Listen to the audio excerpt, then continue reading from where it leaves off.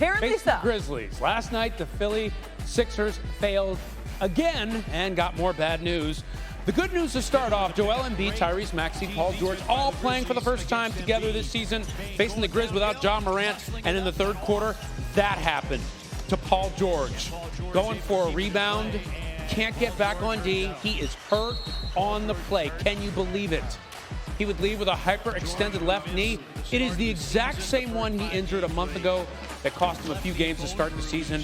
Wouldn't come back. Nick Nurse saying the team will know more on Thursday. Didn't think it was structural. Meanwhile, closing minutes of the third, Joel Embiid trying to Euro step, get in there, get the board, and Embiid lands awkwardly. You see him grabbing there, but call for the foul, and he's holding his left knee. The one that's been giving him so many problems, heads to the locker room. Philly's down 9 heading into the fourth. But Embiid, he'd come back. 8 minutes to play in the game. Jaren Jackson Jr. going to work on him. Making his move there. Not a lot Embiid can do. Jackson Jr. had 25, Memphis up 13. Very next Memphis possession, Jr. once again on Embiid. Embiid had 5 fouls. Not a whole lot he can do defensively. You see him holding up his hands there. But watch this.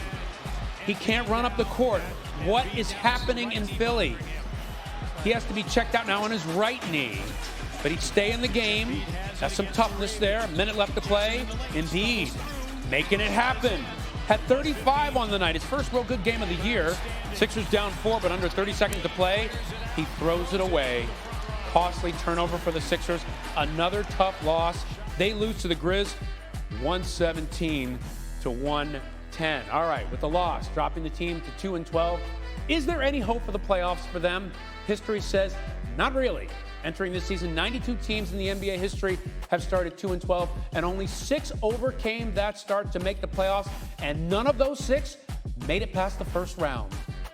NBA front office insider Bobby Marks joins us now. Bobby, we're 14 games into the regular season. The Sixers sit dead last in the league at 2-12. Scale of 1 to 10. Where is this Sixer team on your panic meter? Ryan, I didn't think I would say this a month into the season, but I would put Philadelphia at an 8 on my panic meter right now. I just look at where this team is, especially in this Memphis game. Yes, there was a nice 19-6 run to end the game here, but it felt like it was an extended part of the preseason here, trying to put all 3 guys together here with Paul George and Tyrese Maxey and Joel Embiid. And the biggest question now with this Paul George injury, are we ever going to see this big 3 together healthy this season? This is a team, they've invested $700 million in these 3 players. And when your bright spot is Jared McCain and Gershon Yabusele, this is going to be a long season if this continues right now. Yeah, they cannot have that. We'll see how Paul George's fate turns out with his injury last night. Sixers face the Nets tomorrow night. They're looking to avoid their 6th straight loss. Bobby, hang tight. Kelsey? Let's go from a team actually in trouble to double the trouble and double doubles. Karl Anthony Towns, Jalen Brunson doing their thing for the Knicks as they were taking on the Suns. It starts here in the first quarter rather. Knicks up by 8. Towns goes to work inside, gets the hook shot to go. Knicks lead 16-0, and then 4 minutes left in the first. Knicks by 14. Little defense here. Mikal Bridges intercepts the pass. OG Anunoby on the other side. He finishes it off. Knicks led 32-16, get things rolling early, and a lot of that had to do with Jalen Brunson. Continues to keep it hot here. Drains the 3. His 13th consecutive made 3 against the Suns. That's dating back last season. Can we get another one, Jalen? Minute into the third quarter? Yes, he can. Make it 14 straight made 3s against the Suns all time. He had 36 points and 10 rebounds. Knicks with the 79-58 lead. But I mentioned it wasn't just him. Karl Anthony Towns. He had himself a day as well. 34 points, 10 rebounds. Knicks go on to win 138-122 and take care of business. Now, it wasn't just them, the starters as a whole. They really dominated this game, scoring 119 of the team's 138 points. Brunson and Towns, they led the way, becoming the first pair of teammates this season with a 30-point double-double in a game. And the Knicks, they scored 130 points in consecutive games for the first time since 1988. So let's bring back in Bobby Marks. And Bobby, it's looking pretty good for the Knicks right now, especially with that starting 5. Where does their starting 5 rank among the best in the NBA, in your opinion, right now? Yeah, I mean, I said this back in September after they made the Karl Anthony Towns trade. I thought the Knicks starting five was the best starting five in the NBA. Now, there's a difference between best starting five and best overall team. And I still think the Celtics are in there.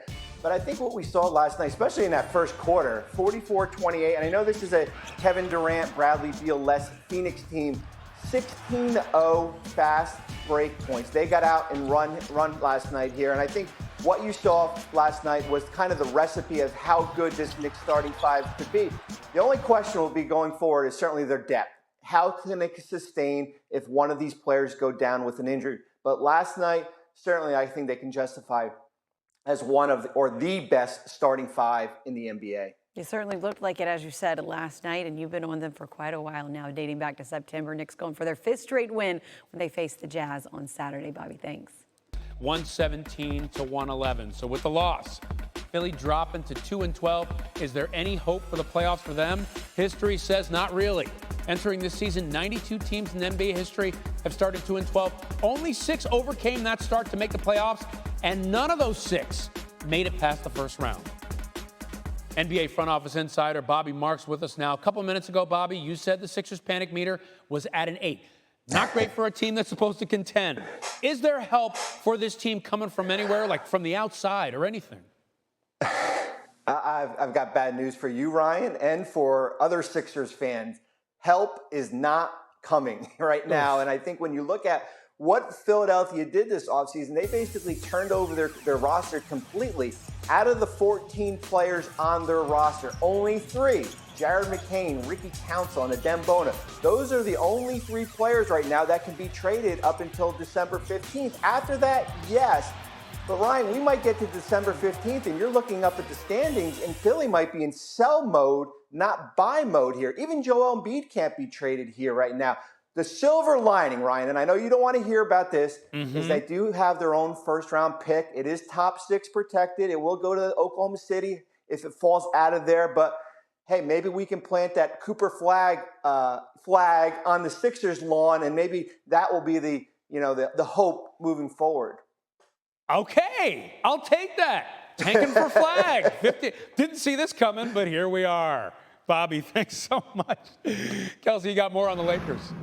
I do, because are we going to get some more Dalton Knecht magic tonight? The Lakers take on Orlando, and LA's rookie, you took over last time out. Former SEC Player of the Year, scored 37 points, hit 9 threes in the Lakers win over the Jazz Tuesday. LeBron made sure to say, I told y'all, saying he couldn't believe Knecht fell in the draft, something he had said previously. Now we'll see if Dalton's able to have a repeat performance tonight against the Magic. Meanwhile, repeat now with Bobby Marks for more on this. And Bobby, is Dalton Knecht the missing piece for this LA Lakers team?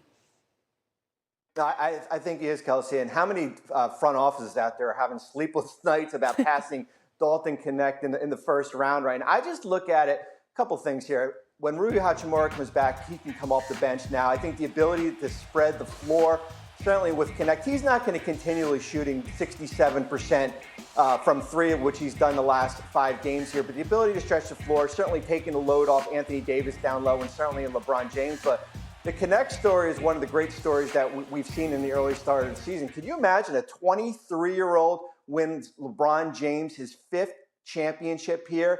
We're not talking about draft picks and trading for another star.